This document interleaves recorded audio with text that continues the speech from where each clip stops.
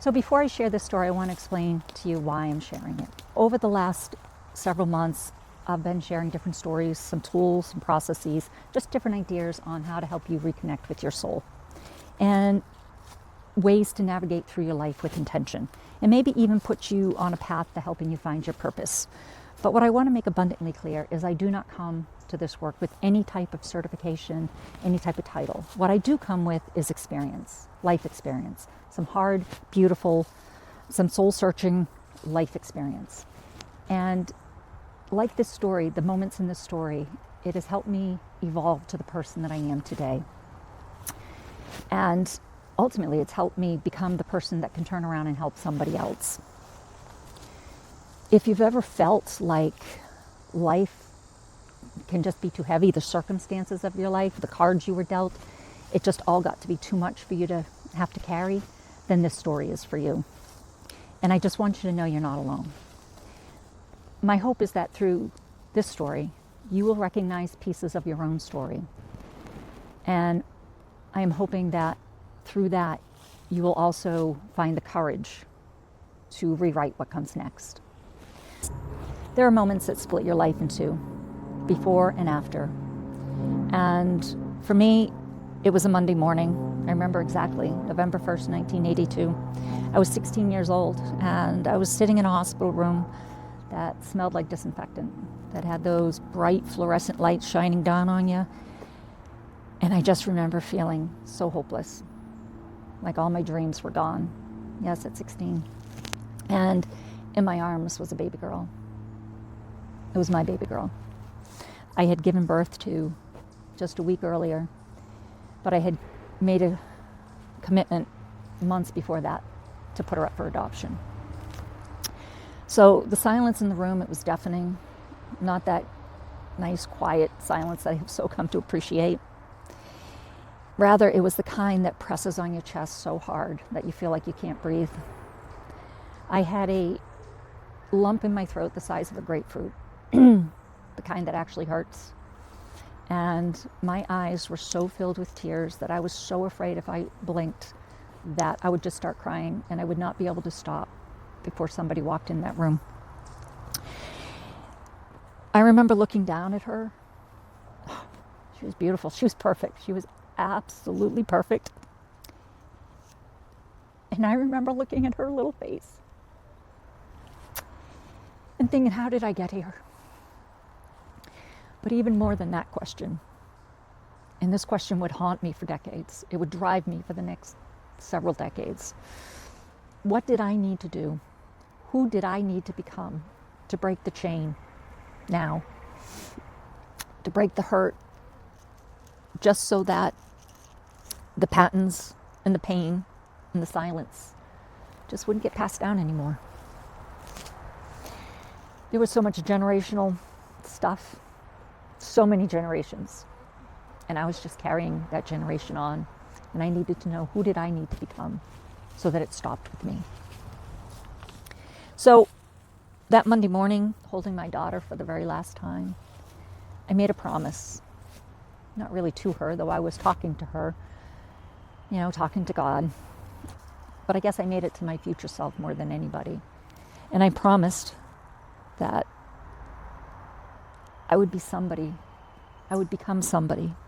So let me take you back just a little bit as how did I get to that hospital room? My childhood was loud, and not that joyous, fun type of loud. No, my childhood was filled with angry voices that would literally ricochet off the walls, and anger from my parents that made me afraid of them. And there was poverty. There was poverty in my family that was soul crushing. And it wasn't just, the poverty just wasn't about the money. It was a poverty that cut so deep that it made me feel invisible. It made me feel worthless. And it truly left me afraid. Most of my childhood, it left me afraid. So when I finally told my parents that I was pregnant, I was 7 months along, and there wasn't a lot of yelling. There wasn't a lot of anything. It was just, my father wouldn't look at me.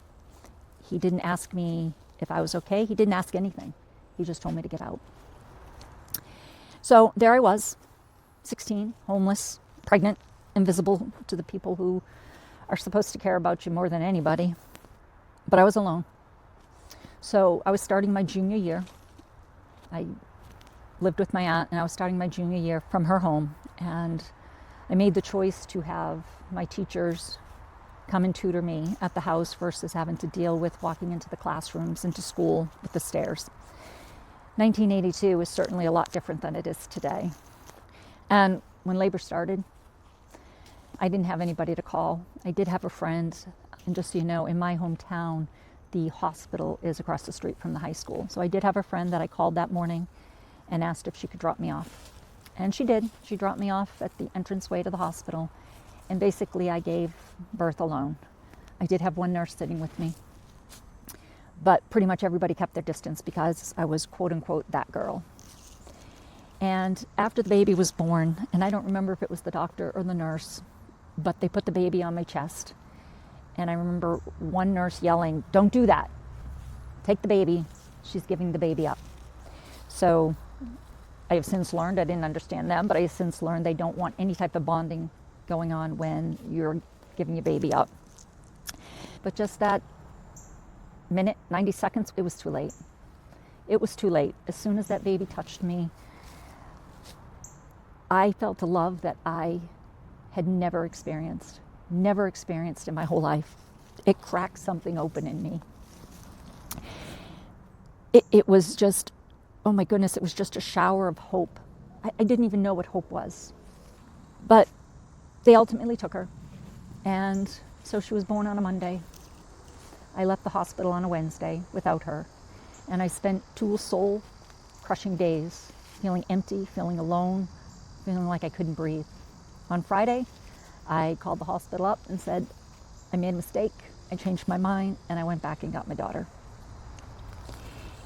Well, to say the least, when my parents got home that night, yeah, they were less than pleased. And the ultimatum, it was swift, it was fast, and they said, bring her back or get out.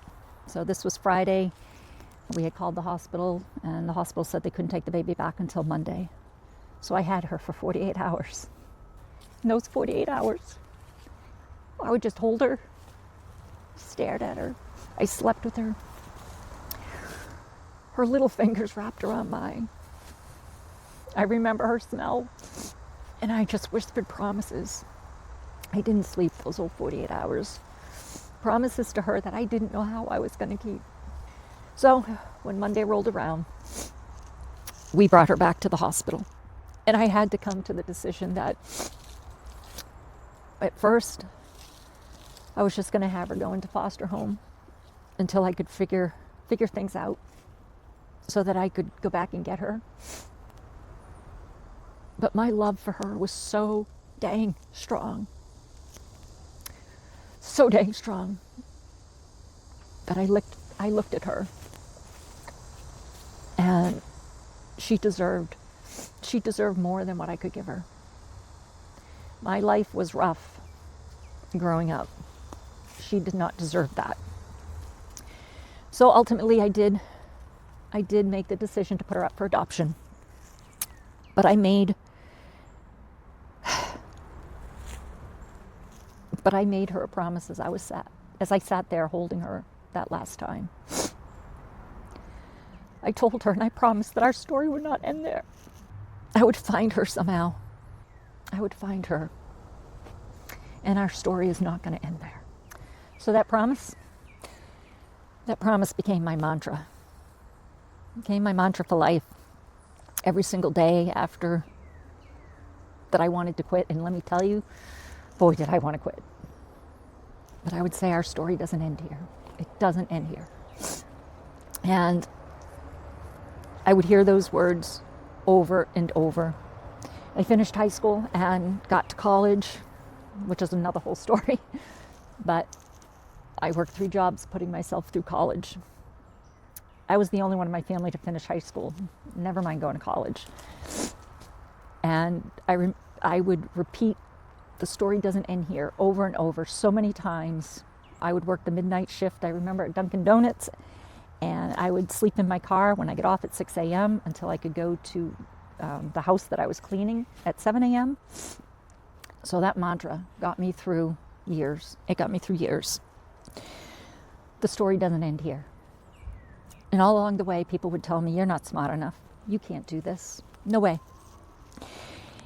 You know, you're just not good enough. People like us just don't succeed, Lori. I would just say, the story doesn't end here. And that promise I made, November 1st, 1982, it didn't change my circumstances, but it certainly changed who I was willing to become. It's easy to make promises, right? It's easy to make them, but it's really hard to keep them, especially when no one's looking. And slowly, day after day, year after year, that mantra started changing my life. And it's when you dig yourself in that you discover who you really are, and you discover how strong you really are. Again, that promise became the foundation of my purpose, of who I am today. Because over the years, I've met so many people, especially in midlife, and who've been carrying silent pain for decades, and not because they weren't strong enough, but just because they were just surviving. They had to survive, and they forgot how to reconnect with themselves. And that's why I do what I do today, because I hate to see that pain in people, and because I know it is possible. I know it is possible. So I help people remember, parts of themselves that they've buried through the years, that they've had to kind of put in a box and on a shelf, and help them remember that little girl they used to be, that teenager who had all those dreams, the young adult who made so many commitments to himself. And I believe 100% we can find those pieces again and become the person you're supposed to be. So if you're in midlife and you feel disconnected in any way from your purpose, your spirit, your worth, let this story be a roadmap. Let this story be your guide. And not because I've figured it all out. No, I am not saying that at all. But because I kept a promise, and I know you can too. You can too. So here's what I know about you, even though we've never met. We all have a story. You have a story. And my question is, what is your story? Your story may not look like mine, but I can promise you, your story, you've probably had moments that you've felt overlooked or forgotten, like you just weren't enough. And maybe you're in one of those moments right now. And maybe you've made promises to yourself that just felt too big, too hard, too impossible, maybe too late. But you know what? You know what that 16-year-old version of myself taught me? That girl sitting in the hospital room? You are not your circumstances. You are not the cards you were dealt. And your history does not drive your future. The wake does not steer the boat. No matter what your pain keeps trying to tell you, you are not that. You are the promise that you make to yourself when everything else falls away. You are the person you become when no one else is watching. And I say this in every episode. You are the author of what comes next. You are the hero of your own story. And you can craft that story any way you want. I don't care what all the other chapters up until this point have been. I don't care. That does not drive your future. So think about your promise. And before you shut this video down and go on to the next video and you start scrolling on something else, just pause for a moment and ask yourself, what promise did you make to yourself? Or if you don't ever remember making a promise to yourself, before you move on, make a promise to yourself. Not to me, to yourself. What would the healed version of yourself do right now? If life was perfect and you didn't have anything to carry, what would your life look like right now? What would the healed version of you be? Anything. It could be anything. What would your yesterday's person tell yourself today so that tomorrow version of yourself could benefit, what would you whisper to yourself? And that voice that you're hearing speaking to you right now, you know what I'm going to say. It's your soul. It's your soul. It's your... Listen to it. You can become anything you want to become. And I don't care how old you are. I don't care what you're being faced with. I've been faced with a lot of hard circumstances in my life. That was just one moment in my life. We were never promised a rose garden, right? But life can still be beautiful. And I always like to close every episode with an AI prompt that you can use that could help you on whatever the message is we're talking about today. So I have left it below, and it will help you discover either the promise that you've made to yourself that you forgot, or maybe a promise that you can make yourself going forward. And don't always take what the AI model gives you at first. Ask it more questions. Have it ask you more questions.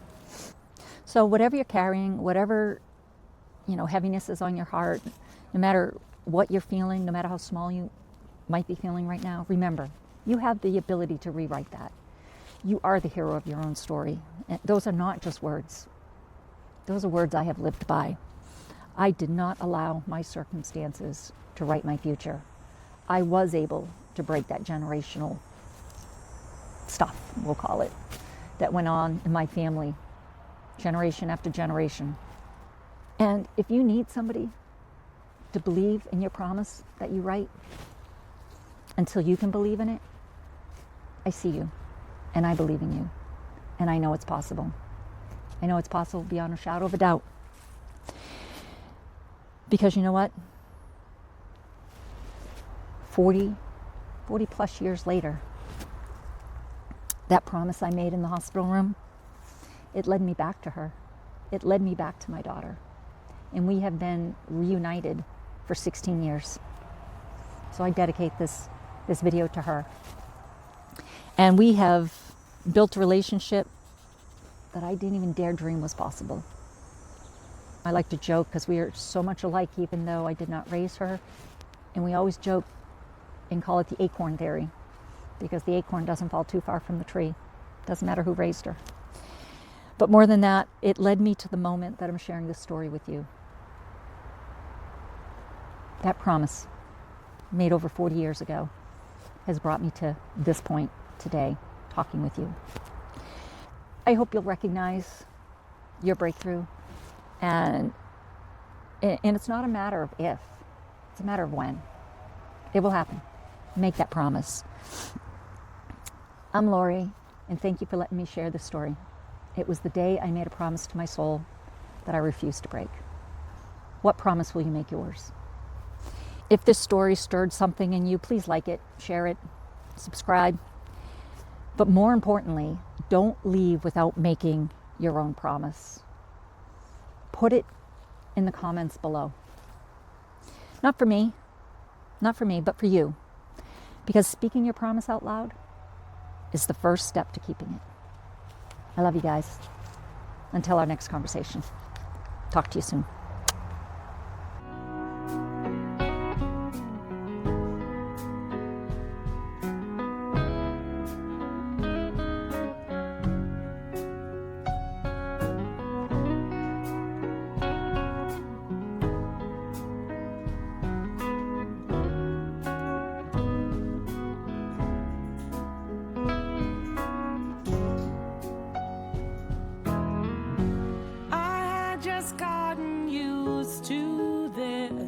Cross love from my list of to-dos. I didn't ask to be turned around, upside down, but here we are, and it's a good thing. You bring out the best in me. I don't know why or how. With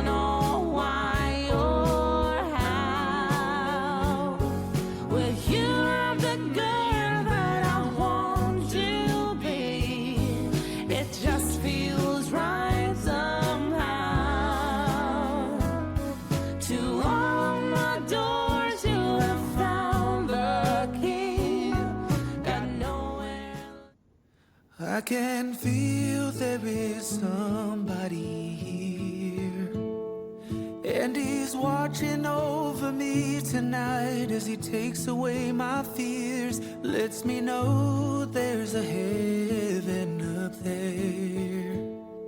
Yeah, he's reaching out his hand to me to wash away my tears. Oh, I know you, and I praise you. Got my arms open for your love. Oh, I want to be near you. I hear angels from up above. They sing hallelujah. They sing hallelujah.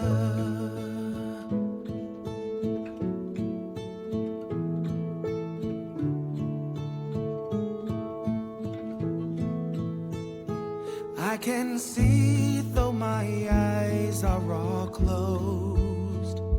Yeah, he gives me strength to carry on and always lets me know that I'm fine just the way he made me. Every perfect imperfection is all because of him. Oh, I know you, and I praise you. Got my arms open for your love. Oh, I want to be near you. I hear angels from up above. They sing hallelujah. They sing hallelujah.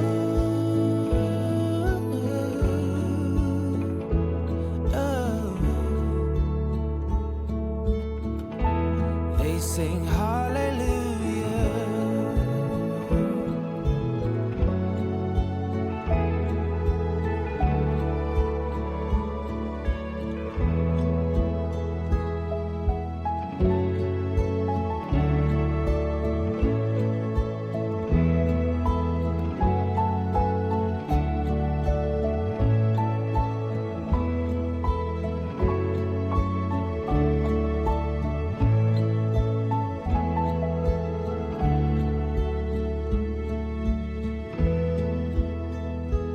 I can feel there is somebody here, and he's watching over me tonight as he takes away my fears. Oh, I know you, and I praise you. Got my